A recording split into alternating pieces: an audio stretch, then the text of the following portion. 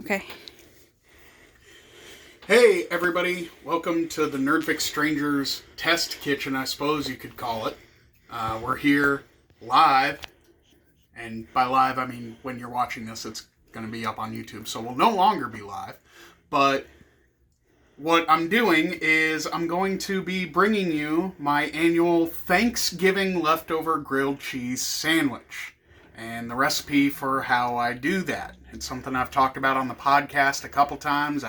If you follow me on Twitter or if you follow me on Facebook, I'm sure you've seen the photos of this Dagwood of a sandwich. And that's what we're going to be making today. We have a special side treat that we get to have. Pringles roasted turkey potato chips. I actually tried one of these a little earlier and they're pretty yummy. They're limited edition, so I don't know if you can still find them, but if you got your hands on them and you liked them, good on you. So what we've got here is, of course, no grilled cheese would be complete without some tomato soup. We've got that. We will be making that as well. And we've got some melted butter to start and some Texas toast. You're really going to want some thicker bread with all of this because it is going to be a big sandwich. So what we're going to do here is we're going to get ready to start. With our leftovers, we'll turn around here. Pardon the mess. But we've got some mashed potatoes, some stuffing, of course, some shredded turkey, and some cranberry sauce. And we're going to be using that on our grilled cheese. Now, what we've done with the leftovers is if you're wanting to make this, you want to heat those leftovers up before you actually start anything.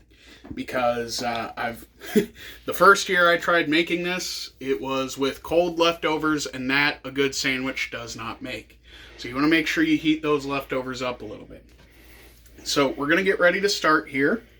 And what I like to do when I'm making my grilled cheese is add just a little garlic salt to the butter.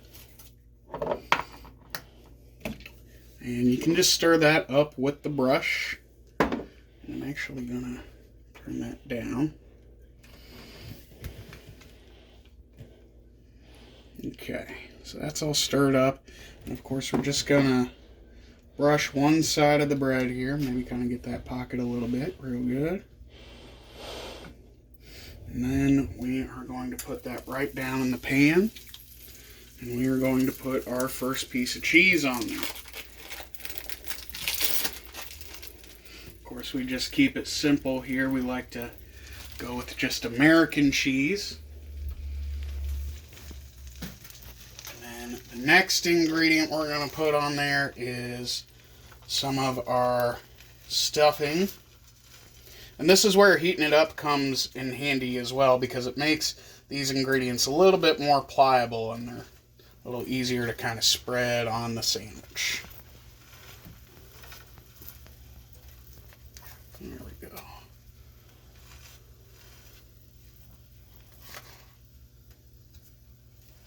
Yeah.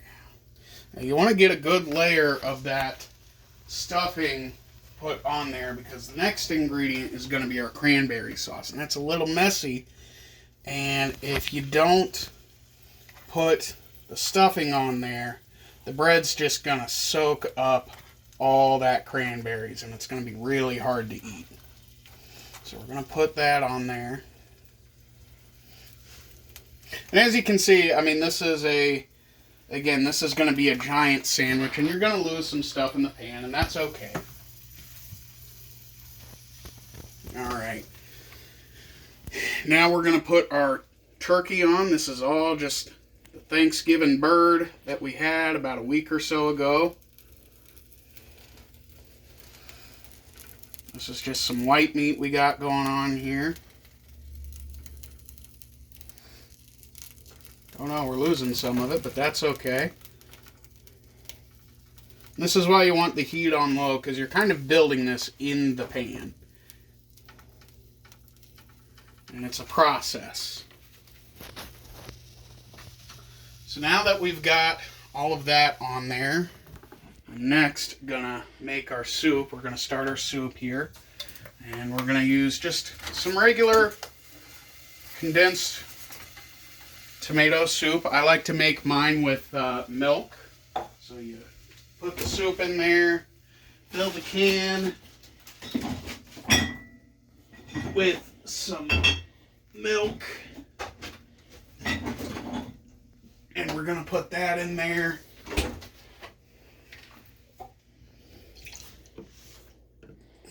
As you can see, we've got that just filled with milk. Set the milk aside, and we're just gonna put that in there. Make sure we get everything out. And we'll start to turn the heat up a little bit on that. And we'll come back to that and stir it a little bit here in just a couple minutes. We will, suppose I'm using this spoon here. Yeah, and if you've ever made tomato soup from a can before, it's real easy. We're just going to mix that with the milk there.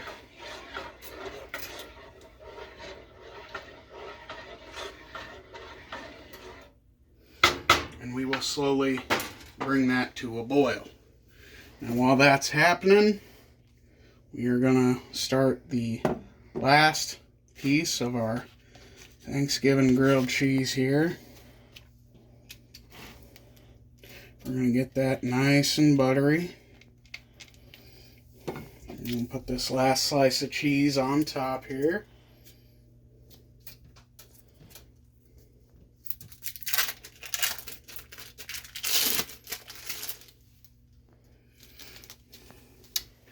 And then we're going to put our potatoes on there.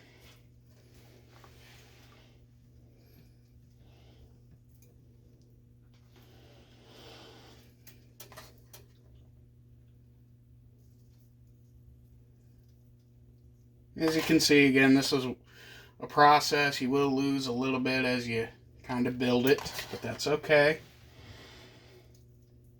It's going to be worth it. Heat up on the soup a little bit. We're going to turn the heat up on this just a little bit. We had it at a low heat while we built it. And then we're going to kind of turn the heat up a little bit. On that, we will get ready to flip it here soon. Now, I'm sure some of y'all saw some of the other ingredients we had out here for the tomato soup. That would be the taco seasoning. I like to add a little bit of that, gives it a little heartier flavor, and some Tabasco for some kick. This is really gonna take our tomato soup to the next level, and it's gonna put a nice liberal dose in there. It's gonna just feel warm the entire way down.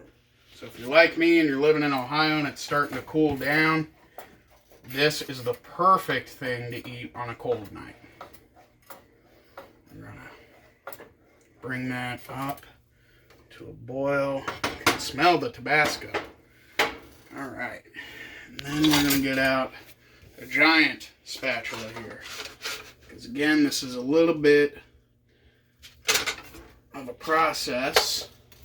And as you can see, you almost kind of have to hold on to it a little bit as you flip it. Especially with that first flip. And you can see it's starting to get a little brown. Again, we had it on the low heat. And we've turned the heat up a little bit on that so we can get a good brown on the other side. We'll give it another flip or two here in a couple minutes.